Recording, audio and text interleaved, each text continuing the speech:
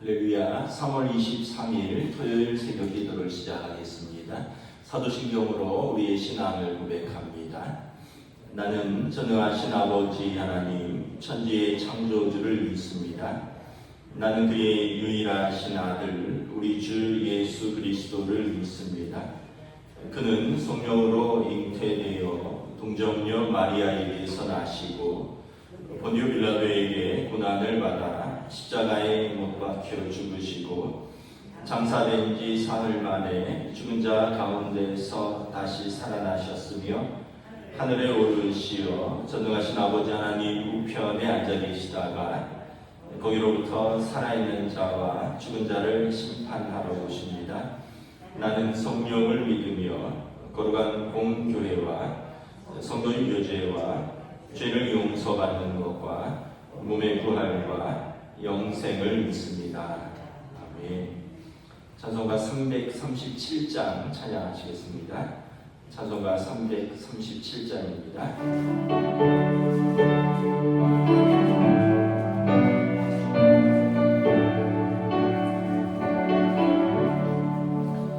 내 모든 시험 무거운 짐을 주 예수 앞에 아뢰이며 그 짐에 쌓인 날 돌아보사 내 근심 모두 맡으시네. 무거운 짐을 나 올려지고 견디다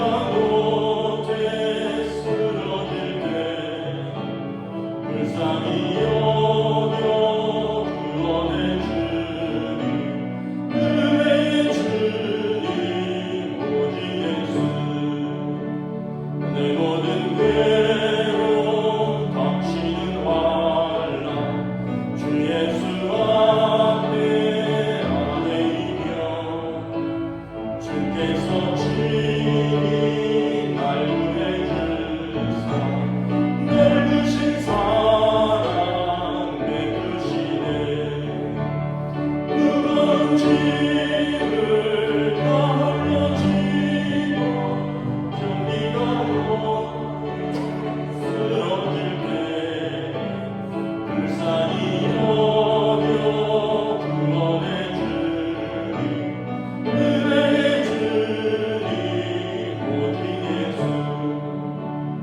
내 힘이 점점 무거워질 때 주 예수 앞에 아뢰이며 주께서 친히 날 구해 주사 내 심지를 져주시네.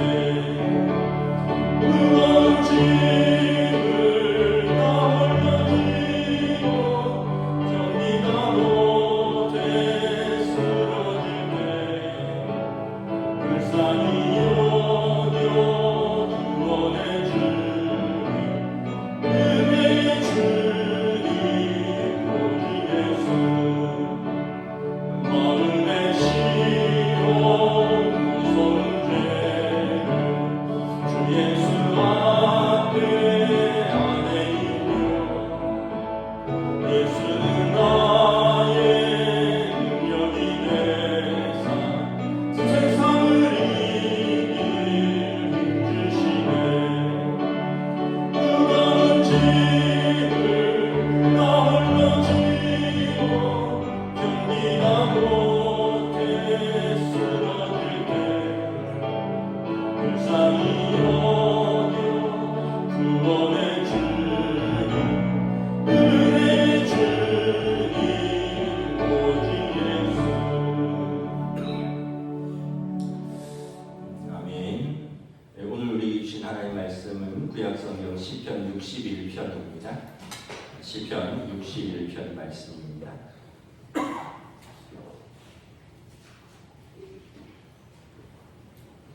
구약성경 845페이지 시편 61편 다 찾으신 줄 알고 저와 여러분들이 한 절씩 교독을 하겠습니다. 하나님이여 나의 부르짖음을 들으시며 내 기도에 유의하소서. 내 마음이 약해질 때 땅 끝에서부터 주께 부르짖으노니 나보다 높은 바위에 나를 인도하소서. 주는 나의 피난처시요 원수를 피하는 견고한 망대이심이니이다. 내가 영원히 주의 장막에 머물며 내가 주의 날개 아래로 피하리이다. 주 하나님이여, 주께서 나의 소원을 들으시고 주 이름을 경외하는 자가 얻을 기업을 내게 주셨나이다.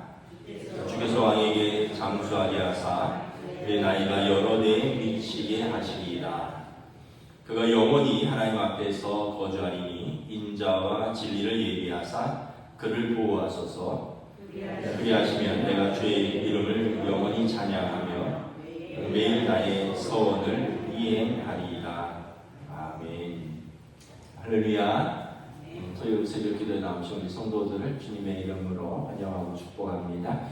한번 서로 인사하겠습니다. 한 주간 평안하셨습니까? 이제 어제 봄비가 이렇게 왔는데 이제 비가 내리고 날씨가 좀 따뜻해지면서 다음 주에는 벚꽃이 핀다고 합니다. 하여튼 우리가 생각한 대로 되지 않는 게 인생 같아요. 지자체에서 벚꽃 축제를 다 지난주부터 계획을 했다가 지금 벚꽃 핀 데가 아무 데도 없다 그러잖아요. 심지어 남쪽도 안 폈다 그러고요. 그래서 참 이걸 보면서 사람이 계획할지라도 인도하시는 이는 하나님이시구나. 우리가 계획한 대로 안 되기 때문에 우리가 기도하는구나, 이런 생각을 또 한번 해봅니다. 오늘 시편 61편도 다윗의 많은 탄원 시 중에 하나입니다. 이 배경은 뭐냐 하면 다윗 왕이 노년에 그 아들 압살롬이 왕자의 난을 일으켰습니다. 그리고 신하들 무려 200명이 다윗 왕에게서 돌아섰습니다. 물론 이제 압살롬의 계략과 또 그의 모사인 아히도벨의 계략이 있었긴 하지만 신하들이 돌아서서 다윗 왕이 예루살렘 성을 쫓겨나면서 지금 예루살렘 성의 귀환을 도모하면서 하나님께 탄원하는 시입니다. 여러분, 다른 사람이 우리를 힘들게 해도 힘든데, 그럼 가족이 우리를 등을 돌리고 가족이 우리를 비난하고 가족이 비수를 꼽는다면 더 힘들겠죠. 그러면 정말 포기하고 싶을 것입니다. 다윗 왕이 지금 그런 상황인 거죠. 그런데 다윗 왕은 항상 루틴이 있어요. 고난 속에서 나는 포기하지 않는다. 고난 속에서 나는 하나님께 부르짖는다. 내가 부르짖으면 하나님이 들으신다. 그리고 하나님은 공의의 하나님이시니 반드시 나를 건져내신다. 이 다윗 왕의 믿음이고 또 이 루틴입니다. 고난이 찾아오면 늘 그랬겠지만 항상 그는 포기하지 않고 부르짖습니다. 우리 1절, 2절 우리 함께 다시 한번 읽습니다. 하나님이여, 나의 부르짖음을 들으시며 내 기도에 유의하소서. 내 마음이 약해질 때 땅 끝에서부터 주께 부르짖으오리니 나보다 높은 바위에 나를 인도하소서. 내가 부르짖으면 하나님이 내 기도에 유의하신다는 거예요. 주의 깊게 들으신다는 거예요. 그냥 허투루 들으시지 않고 또 하나님께서 주의 깊게 내 기도를 경청하신다는 것입니다. 그래서 내가 마음이 약해질 때, 땅 끝에 선 것처럼 절망적일 때도 나는 하나님께 부르짖을 수 있습니다. 왜냐하면 하나님이 내 기도를 주의 깊게 들으시기 때문에. 그래서 나를 높은 바위로 인도하실 것입니다. 이 믿음이 있는 거죠. 다윗 왕은 우리가 알다시피 일생 동안 어려움을 당했다고 해도 과언이 아닙니다. 사울 왕에게 발탁되어서 참 좋은 시절을 맞이하나 했는데 왕이 되기까지 거의 젊은 시절의 20년, 인생의 가장 그 절정인 가운데 토막을 고난으로 보냈습니다.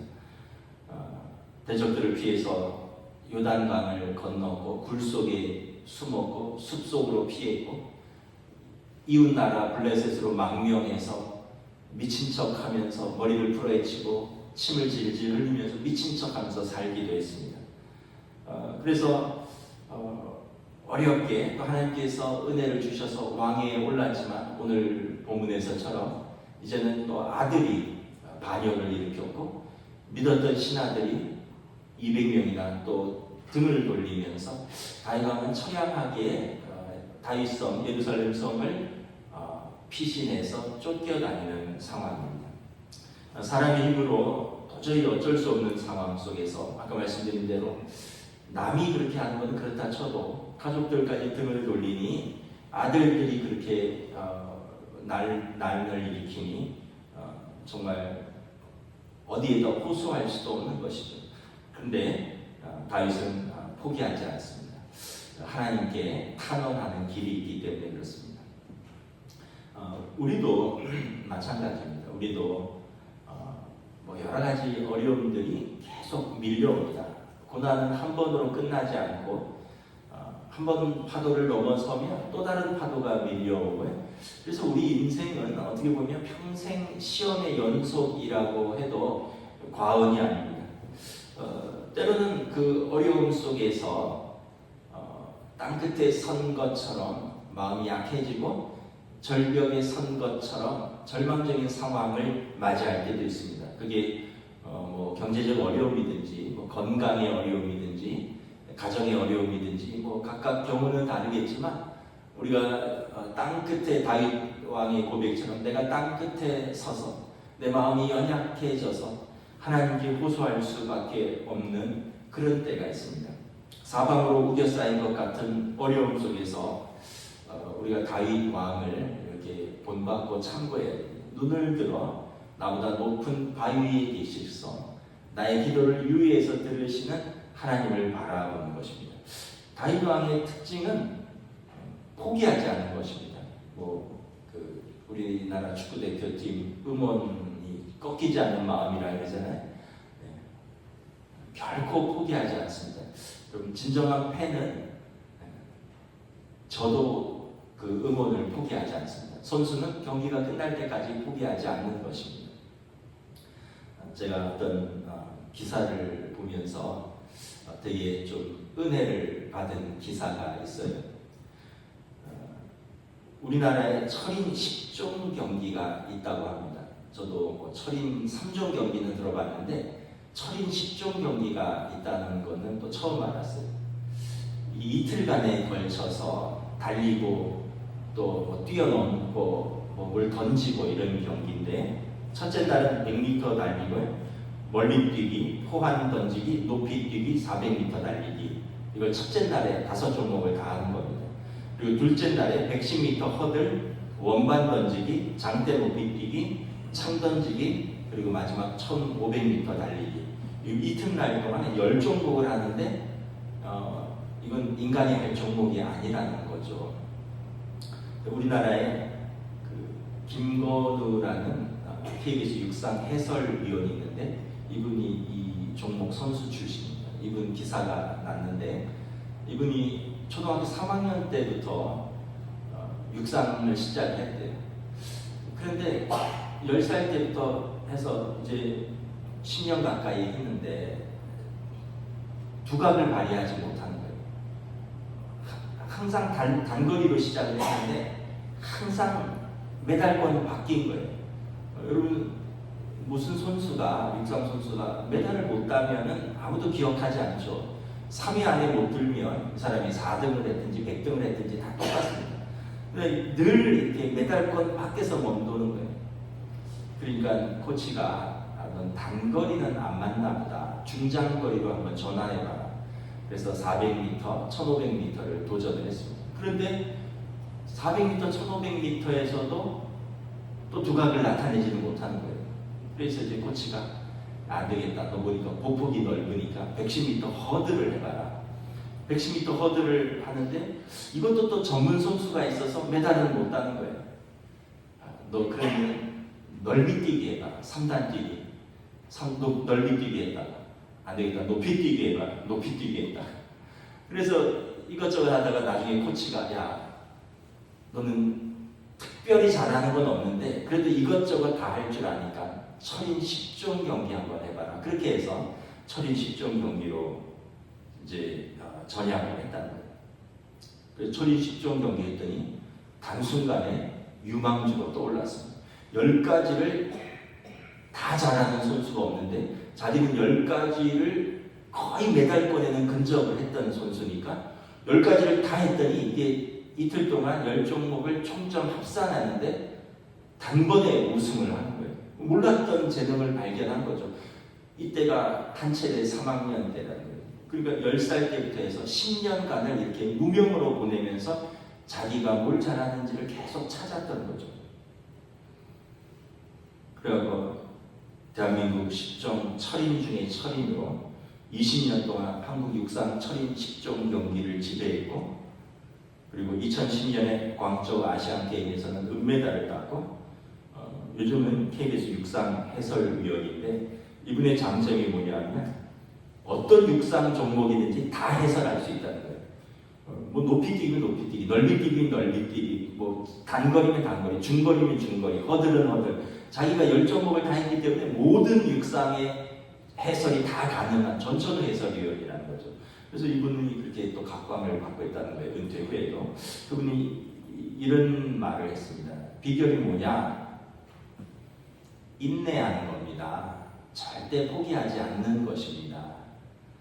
자기가 메달권에 못 들 때 청소년기 10년을 육상을 하면서 번번이 국내에서 대표 선수도 발탁 못하고 늘 우승권, 메달권 근처에서 왔다 갔다 하면서 계속 할 때 포기하고 싶은 마음이 굴뚝 같았는데 포기하지 않았습니다. 인내했습니다. 2010년 광저우 아시안게임 때는 부상이 있었대요. 족저 근막경입니까? 그래서 발바닥 부상이 있었대요. 그래서 이제 출전을 했는데 첫날 그 5종목을 뛰었는데 12명 선수 중에 꼴찌했대요. 부상이 있었으니까.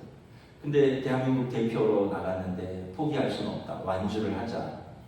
그리고 이제 둘째 날 이제 5경기를 뛰면서 마지막 1500m를 뛰는데 너무 힘드니까 사람들이 막 이렇게 자기 앞에서 이렇게 몇 명이 이렇게 자기가 5명을 앞질렀다는 거예요. 그래도 뭐 12명이니까 이제 메달권은 안 되잖아요. 그래도 완주라도 하자 하고 이제 뛰었는데 결과는 은메달이에요. 이게 어떻게 된 건가 했더니 중간에 6명이 포기를 했대요. 너무 힘드니까. 그러니까 이분은 그냥 완주했는데 중간에 포기한 사람, 자기가 중간에 절반은 제쳤고 절반은 포기했고 그래서 아시안게임 은메달 딴 그 전설 같은 일화가 있다는 거예요. 그래서 자기는 절대 타고난 천재가 아니다. 그런데 자기에게 있는 거는 인내다. 절대 포기하지 않는다. 반드시 기회가 온다. 그래서 여러분 인생도 그렇고 뭐 운동만 그렇겠습니까? 인생도 그렇고 가정도 그렇고 신앙도 그렇고 여러분 절대 포기하지 않는 거예요. 왜 고난이 없겠습니까? 다이강도 그렇고 아까 이 김건우 해설위원도 그렇고 왜 고난이 왜 중간에 땅끝에 설 만큼 절망적인 순간이 없겠습니까? 왜 마음이 약해지지 않을 때가 있겠습니까? 근데 인내하는 거예요. 고난은 지나간다. 나는 하나님께 호소한다. 하나님이 내 기도를 들으신다. 그리고 하나님이 나를 구원하신다. 이 믿음을 가지고 포기하지 않는 거죠. 여러분 뭐 우리의 믿음의 경주 끝까지 경주하시고 우리의 가정도 우리의 일도 우리의 삶도 여러분 포기하지 않고 끝까지 인내하는 마라톤처럼 하나님 앞에서 달려가시기를 주님의 이름으로 축복합니다. 그래야지 기회를 잃지 않는 거죠. 자, 다윗 왕이 기도하는데 다윗 왕의 자신감이 있어요. 우리 3절, 4절 다 함께 공독하겠습니다. 시작. 주는 나의 피난 젖이요 원수를 피하는 견고한 망대이십니다. 내가 영원히 주의 장막에 머물며 내가 주의 날개 아래로 피하리이다. 다윗 왕의 자신감은 하나님은 내 편이라는 거예요. 그래서 내가 언제든지 피하면 언제든지 나를 구원하시고 내 편을 들어주신다는 거예요. 3절에 보면 하나님이 나의 피난처시고, 그래서 내가 원수를 피한 견고한 망대다라는 거예요. 성읍에 견고하면 그곳에 피하면은 아무도 건들 수가 없는 거죠. 종교개혁 때 마틴 루터가 교황의 그 현상금이 붙었습니다. 루터를 데리고 오는 사람에게 현상금을 주겠다. 반항하면 죽여도 좋다. 루터의 목에 현상금이 들렸어요. 그런데 이 독일의 한 영주가 자기 그 성에 숨겨준 거예요. 그러니까 이제 어디 숨었는지도 모르는 데다가 그 영주의 그 성은 거기에 숨으면 안전한 거죠. 그래서 그곳에서 피해 있으면서 시편 강해를 했고 로마서 강해를 했고, 그리고 수많은 신학서적들, 수많은 개혁에 관한 글들을 썼습니다. 여러분, 어떤 영주가 자기 견고한 성읍에 숨겨져도 아무도 건들 수 없는데, 하물며 만왕의 왕이신 하나님께서 자기를 숨겨주신다면, 내가 하나님의 4절에 보면 주의 장막으로 숨고 주의 날개 아래 피한다면 누가 나를 건들 수 있겠느냐라는 것이죠.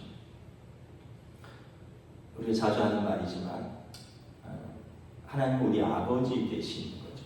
그래서 성도는 자녀니까, 자녀는 늘 아버지 그늘 아래 피하는 겁니다. 어려움이 있으면 아버지에게로, 도움이 필요하면 아버지에게로, 실패해도 아버지에게로.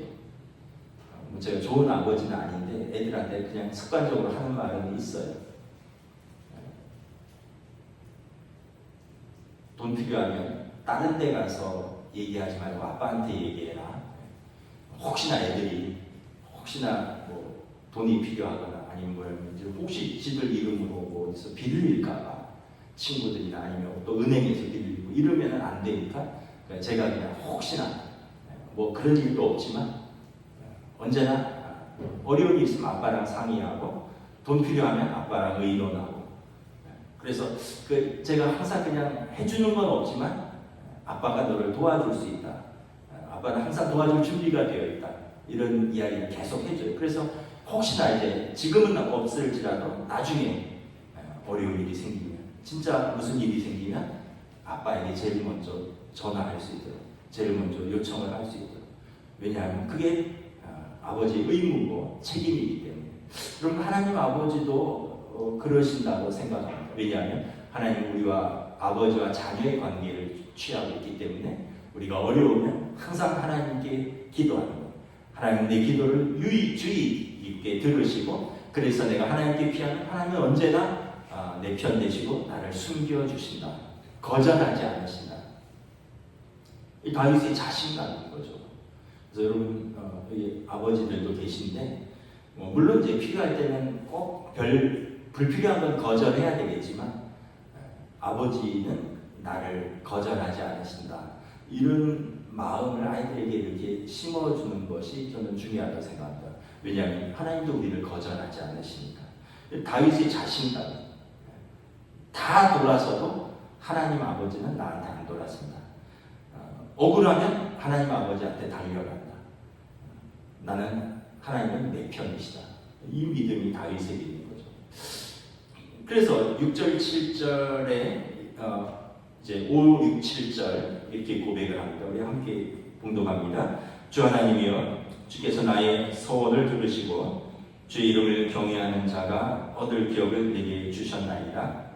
주께서 왕에게 장수하게 하사 그의 나이가 여러 대에 지게 하시리이다. 그가 영원히 하나님 앞에서 거주하리니 인자와 진리를 예비하사 그를 보호하소서.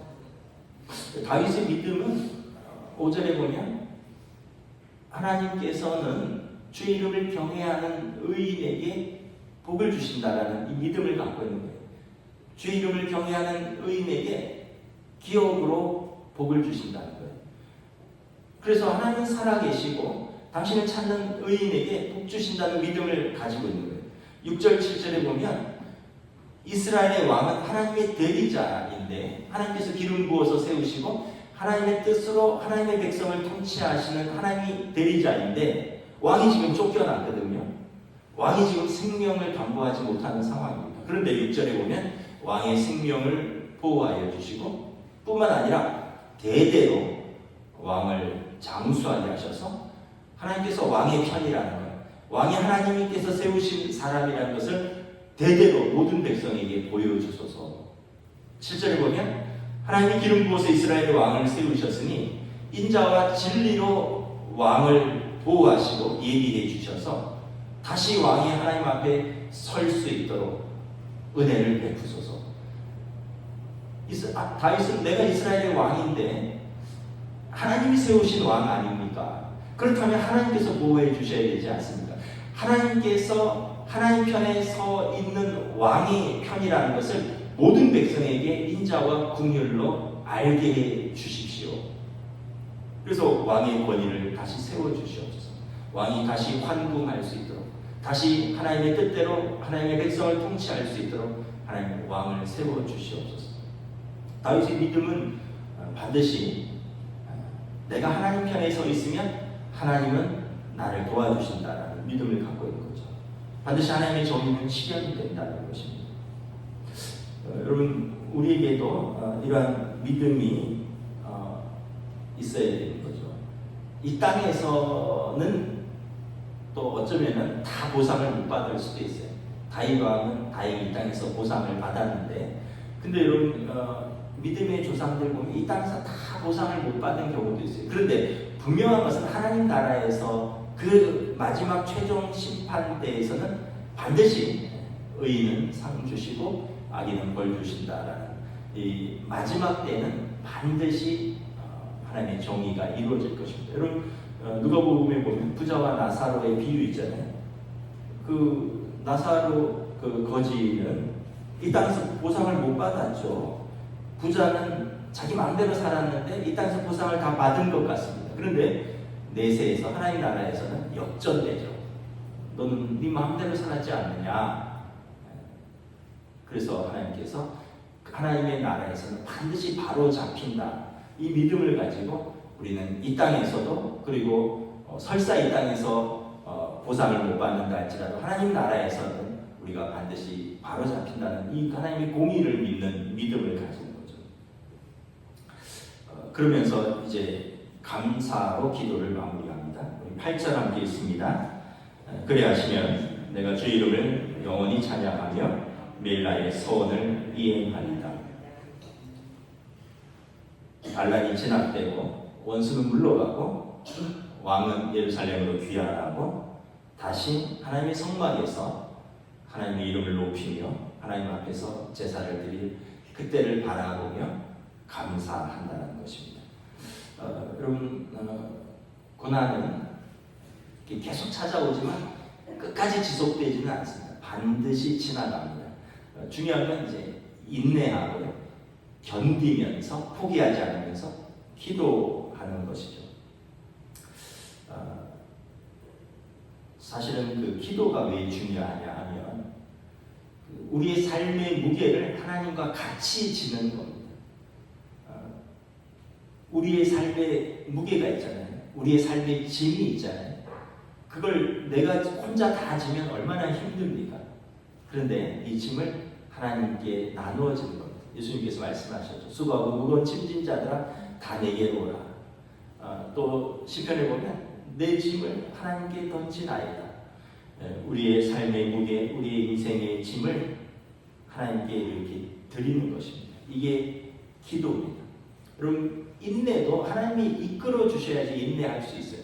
견디고 포기하지 않는 것도 하나님께서 힘을 주셔야지 견딜 수 있고 포기하지 않을 수 있는 거죠. 근데 그 힘이 없으면 포기해버리는 거죠. 근데 기도가 하나님께서 힘을 주셔요. 기도하면 하나님의 위로를 얻습니다. 그리고 내 편이라는 하나님, 나를 포기하지 않으셨다는 하나님의 음성을 듣습니다. 그러면서 우리가 포기하지 않는 힘, 그리고 계속 기도할 수 있는 힘을 주십니다. 그래서 기도하면 처음에는 죽고 싶을 만큼 힘들었는데 기도하면서 견딜 수 있는 힘을 주시고, 기도하면서 더 기도할 수 있는 에너지를 주시고, 기도하면서 이제 원망과 불평과 절망이 이제 소망과 감사와 기도로 바뀌는 거예요. 그러면서 맨 마지막은 그리 아니하실지라도 하나님께서 하시면 나는 하리이다. 이러면서 기도가 여러분 모든 것이 합력하여 선을 이루는 것으로 우리를 인도하시는 것입니다. 우리가 다윗 왕의 기도를 이렇게 시편을 보면 다윗 왕의 그 3분의 1이 다윗 왕의 시편이고요. 그 절반은 이런 탄원시입니다. 다윗 왕이 20년 가까이 도망 다니면서 어떻게 버틸 수 있었을까? 기도하면서. 그래서 여러분 우리도 돌아보면 왜 어려움이 없었겠습니까? 근데 돌아보면 이겼죠. 그 이유는 우리가 기도했기 때문에 하나님께서 시편에 보면 우리의 눈물을 그 눈물병에 담으셨다 이런 표현이 있어요. 우리의 눈물 한 방울 한 방울까지 하나님께서 다 담으시고 위로해 주셨고 손을 내밀어 주셨고 그래서 우리가 인내할 수 있었고 고난에 맞설 수 있었고 믿음으로 지금까지 이 자리에 설 수 있었던 것입니다. 앞으로도 우리는 계속해서 이 믿음의 경주를 달려나갈 것이고 또 혹시 지금 또 이렇게 여러분 고난 중에 있는 분이 있다면 우리가 이 시편 묵상을 통해서 다시 한번 새 힘을 얻으시고 우리 언제나 성도의 편이신 하나님 앞으로 믿음의 기도로 은혜의 보좌 앞으로 담대히 나아가시기를 우리 주님의 이름으로 축복합니다. 기도하겠습니다. 이 시간 함께 말씀을 붙들고 기도하겠습니다. 우리 마음이 약해질 때, 땅끝에 선 것처럼 절망적일 때 내가 부르짖으면 하나님은 내 기도에 주의해서 들으신다, 유의하신다. 그리고 하나님이 내 편이시고 나를 구원하신다. 이 고백이 오늘 우리의 고백이 되기를 원합니다. 우리 함께 기도합니다. 하나님 은혜를 감사합니다. 우리의 삶 속에서 어려움도 있고 고난도 있습니다. 때로는 환경으로 인한 어려움, 때로는 사람으로 인한 마음 상함들, 때로는 내 자신의 죄와 허물과 실패로 인한 절망도 있습니다. 그러면 불구하고 우리가 하나님의 자녀에게 하나님 아버지 앞에 나와 때로는 우리의 죄와 허물을 고백하고 때로는 우리의 연약함을 고백하고 때로는 우리의 죄짐을 우리의 구걸짐을 고백드리고 때로는 우리의 억울함을 호소한다면 좋으신 아버지 하나님께서 우리의 짐을 져주시고 우리의 억울함을 갚아주시고 우리가 견딜 수 있도록 위로해 주시고 응원해 주시는 좋으신 하나님 아버지께서 다윗 왕처럼 오늘도 은혜의 보좌 앞으로 담대히 나아가는 주의 성도를 위로해 주시고 인자와 지혜 자비로 우리를 보호하시고 인도하여 주시옵소서.